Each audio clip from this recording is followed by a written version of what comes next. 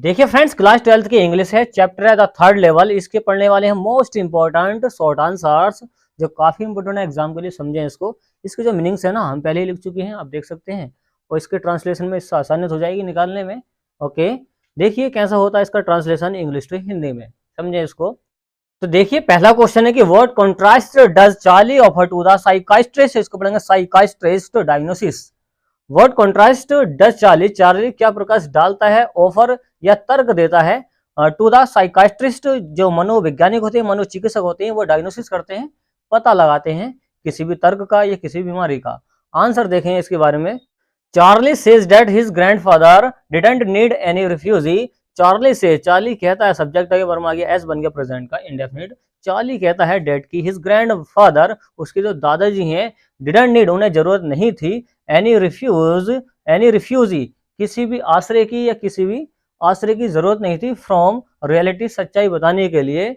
वो बताते हैं कि थिंग्स वर प्रेटी, जो वस्तुएं थी खूबसूरत थी, नाइस और अच्छी थी, एंड पीसफुल और शांतिपूर्वक थी, इन हिज डेज, उनके दिनों में। ओके, इनके दादाजी के दिनों में जो चीजें थी वो शांतिपूर्वक थी, खूबसूरत थी, इसके बारे में बता रहे हैं वो। येट फिर भी ही स्टार्टेड स्टैम्प, उन्होंने शुरू कर दिया, सब्जेक्ट आगे वर्ब आ गया, वर्ब के आगे second form. Yet started stamp collection. देखिए येट फिर भी ही स्टार्टेड, उन्होंने शुरू कर दिया था, सब्जेक्ट आगे वर्ब के आगे सेकंड फॉर्म बन गया पास्ट का इंडेफिनिट। उन्होंने शुरू कर दिया था स्टैम्प कलेक्शन, टिकटों का संग्रह करना, टिकटों को इकट्ठा करना। आगे है president Roosevelt collected stamps too. President Roosevelt collected stamps too. President Roosevelt मतलब क्या, जो राष्ट्रपति रूजवेल्ट थे ना, वो भी कलेक्टेड किया करते थे, इकट्ठा किया करते थे स्टैम्प्स, टिकटों को, टू भी। तो जो प्रेसिडेंट है वो भी इकट्ठा किया करते थे, उसके बारे में बता रहे हैं।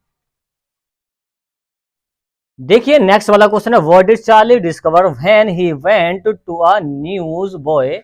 व्हाट डिड चार्ली, चार्ली ने क्या जानकारी दी, व्हेन जब ही वेंट टू, वो गया, अ न्यूज बॉय, एक न्यूज बॉय के पास जो खबर पहुंचाता है उसके पास गया, तो चार्ली ने उसको क्या खबर दी है। तो देखिए इसका आंसर, व्हेन जब चार्ली वेंट, जब चार्ली चला गया, वेंट चला गया, टू अ न्यूज बॉय, एक न्यूज बॉय के पास चला गया।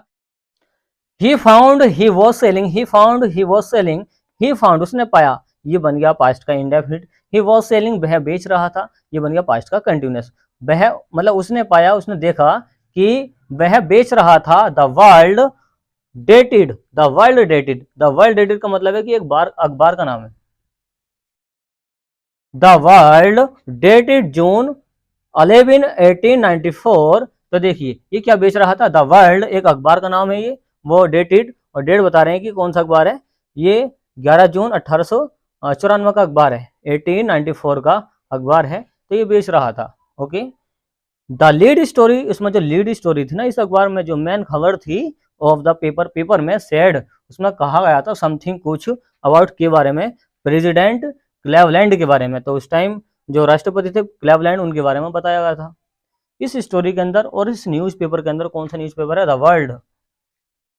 देखिए नेक्स्ट वाला क्वेश्चन क्या है, देखिए नेक्स्ट वाला क्वेश्चन है, what did Sam say in his letter to Charlie. देखिए सैम क्या कहता था, पास्ट का इंडेफिनिट है क्योंकि डिड आया है। इन हिज लेटर, अपने लेटर में, अपने पत्र में, टू चार्ली, चार्ली को। आंसर देखें, सैम सेड, सैम कहता था, सैम कहता था, द फॉलोइंग थिंग्स। देखिए निम्नलिखित चीजों को कहता था इन हिज लेटर, अपने पत्र में, टू चार्ली को। देखिए कौन कौन सी बातें उसने बताई थी, क्या कहता था वो समझें। तो देखिए पहली वाली बात बताता, I believe you were right, मैं विश्वास करता हूँ, यू वर राइट, तुम सही थे, मैं विश्वास करता हूँ तुम सही थे। तो पहली बात इन्होंने ये बताई है। दूसरी है, I found the third level, I found मैंने पा लिया है, मैंने ढूंढ लिया है। Okay, the third. देखिए दूसरी वाली बात बताता है, I found the third level, मैंने पा लिया है, मैंने देख लिया है, द थर्ड लेवल, तीसरे लेवल को, तीसरे स्तर को मैंने ढूंढ लिया है। तो ये बताता अपने लेटर में। तीसरी बात बताइए, I have been here for 2 weeks, I have been here, मैं यहाँ पर हूँ, फॉर 2 वीक्स, 2 हफ्तों से। तो एक बात ये वाली बताई है। चौथी वाली बात क्या है वो देखें, दी एटमोस्फेयर, इसको दी पढ़ेंगे क्योंकि यहाँ पे बोबिल आया है। ओके, बोबिल से पहले इसको दी पढ़ते हैं। दी एटमोस्फेयर, यहाँ का जो वातावरण है, ऑफ गैल्सबर्ग का, इज म्यूजिकल, वो क्या है, संगीत में है, एंड पीसफुल, शांतिपूर्वक है। तो एक बात ये बताई है कि जो गैल्सबर्ग का वातावरण है वो क्या है, संगीत में है और शांतिपूर्वक है। देखिए पांचवी बात बताइए, keep looking till you find the third level come here with लोइसा। देखिए कीप लुकिंग, ढूंढते रहो, टिल जब तक, यू फाइंड जब तक तुम पा ना लो, द थर्ड लेवल तीसरे स्तर को, एंड और कम हेयर और लेकर आ जाओ, विद लोइसा लोइसा को, तो लोइसा को लेकर आ जाओ और जब तक ढूंढते रहो तब तक ये लेवल मिल ना जाए। तो ये बात बता रहे हैं पांचवी बात के अंदर। तो इस तरीके से इसका ट्रांसलेशन कर सकते हैं। क्वेश्चन है कि how does Jack Finney try to establish the reality grand central station New York.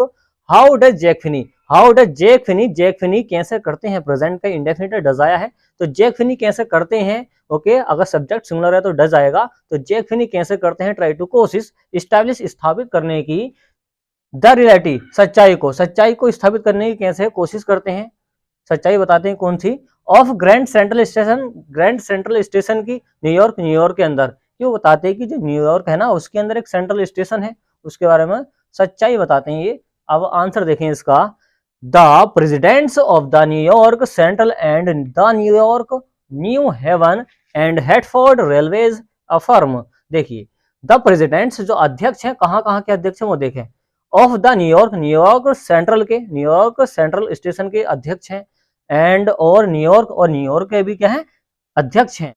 New Haven and Hartford railways, और न्यू हेवन और हेडफोर्ड रेलवे स्टेशन के जो अध्यक्ष है ना, उन्होंने सब ने स्वीकार कर लिया, एफर्म कर लिया, स्वीकार कर लिया डेट की, देयर आर ओनली 2 लेवल्स, कि वहां पर केवल 2 ही लेवल्स है, 2 ही स्तर हैं, ऑफ ग्रैंड सेंट्रल स्टेशन के 2 ही लेवल्स हैं। ओके और चैप्टर का नाम है थर्ड लेवल्स। देखिए चैप्टर का नाम है थर्ड लेवल और यहाँ पर कह रहे हैं कि 2 ही लेवल हैं।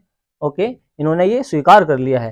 कहाँ के हैं, ग्रैंड सेंट्रल स्टेशन के हैं, और ये कहाँ पड़ता है, न्यूयॉर्क में पड़ता है। न्यूयॉर्क की जो फर्स्ट ट्रेन है ना, जो तेज चलने वाली ट्रेन है, लाइक जैसे the 20th century leave from the first level. देखिए जो 20वीं शताब्दी की ट्रेन जो है ना, जो फर्स्ट ट्रेन है, कैसी है, फर्स्ट है, वो लीव जाती है फर्स्ट लेवल से जाती है। वेयरेज जहां से द सुबर्बन ट्रेन्स, जहां से उपनगरीय ट्रेन्स जो है ना, वो लीव जाती है फ्रॉम द सेकंड लेवल। ये देखिए सेकंड लेवल से जाती है, कौन सी, उपनगरीय ट्रेन्स, ये सेकंड लेवल से जाती है, और जो 20वीं शताब्दी वो फर्स्ट लेवल से जाती है। तो ये इन्होंने स्वीकार कर लिया कि वहां पे कहाँ की बात हो रही है, ग्रैंड सेंट्रल स्टेशन की बात हो रही है, जो कहाँ पड़ता है, न्यूयॉर्क में, वहां पर 2 लेवल्स हैं। इन्होंने स्वीकार कर लिया, किसने स्वीकार करा है, अध्यक्षों ने। कहाँ के अध्यक्ष है, न्यूयॉर्क सेंट्रल के अध्यक्ष हैं, और न्यूयॉर्क के अध्यक्ष हैं, और new Haven and Hartford railways के अध्यक्ष हैं। ये सभी अध्यक्ष उन्होंने स्वीकार कर लिया कि वहां पर 2 लेवल्स हैं। देखिए अब नेक्स्ट वाला पढ़ते हैं, नेक्स्ट वाला क्या है।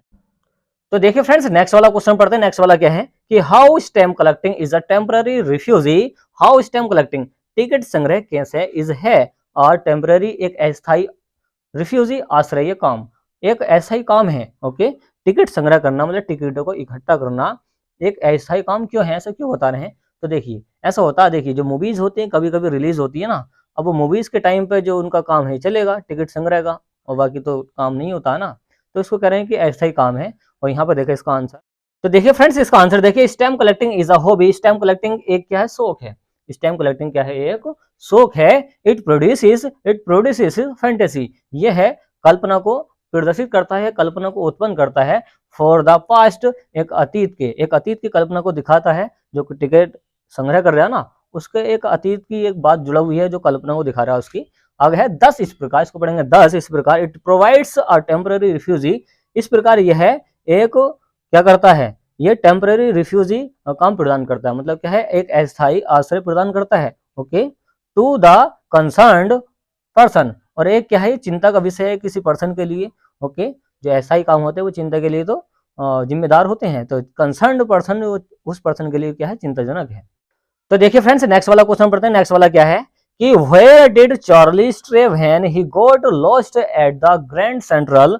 Where did Charlie stray, Charlie कहाँ स्ट्रे भटक गया था, व्हेन जब, ही गॉट लॉस्ट वह खो गया था, eight the grand central station पर, वो कैसे खो गया था, कैसे भटक गया था। इसका आंसर देखें, तो देखिए फ्रेंड्स इसका आंसर देखिए, when Charlie got lost when he got into a tunnel about a mile. इसको पढ़ेंगे माइल। ओके माइल होता है, मील कहते हैं इसको हिंदी में। व्हेन जब चार्ली गॉट लॉस्ट खो जाता है, जब चार्ली खो जाता है वंस एक बार ही गोट इनटू अ टनल, वह एक टनल के अंदर चला जाता है, अबाउट लगभग अ माइल, एक मील दूर चला जाता है। ओके, वो एक मील लंबी सुरंग है, उसमें खो जाता है जाके, एंड और केम आउट बाहर आता है। ओके, और केम आउट मतलब बाहर आया है इन अ लॉबी, लॉबी के अंदर। देखिए जब वहां से बाहर आया तो एक लॉबी के अंदर आ चुका है of the Roosevelt, Roosevelt hotel, एक रूजवेल्ट होटल है उसकी एक लॉबी में आ जाता है। एनोदर टाइम दूसरी बार, एनोदर टाइम का मतलब होता है दूसरी बार, ही केम अप वह आ जाता है इन एन ऑफिस बिल्डिंग, एक ऑफिस की बिल्डिंग में आ जाता है ऑन 46, 46 मतलब 46वीं स्ट्रीट गली होती है, देयर व्लॉग्स, वहां का जो व्लॉग्स है अब दूर होता है। तो इस तरीके से इसका ट्रांसलेशन करते हैं। Okay friends.